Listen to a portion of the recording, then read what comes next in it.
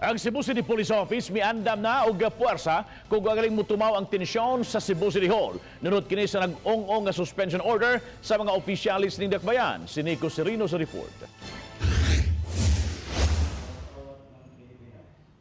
Usa ka platon sa Civil Disturbance Management o CDM ang giandam karon sa Cebu City Police. Agi kini og pagpangandam kung ugaling may mutumaw nga komosyon sa Cebu City Hall nunod sa gikatahong suspension order batok nila ni Mayor Mike Rama, Vice Mayor Edgardo Labella ug 12 ka mga konsihales.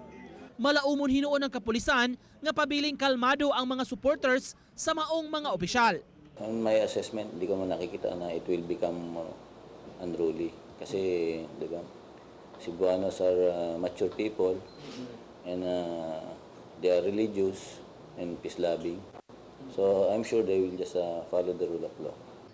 Ang City Hall ubos sa jurisdiksyon sa Carbon Police Station. Apan sa pagkakaron, gitugyan sa Tourist Police Unit ang pag-secure sa tugkaran sa City Hall sanglit mao kini ang 12 nga kwerpo sa kapulisan sa lugar.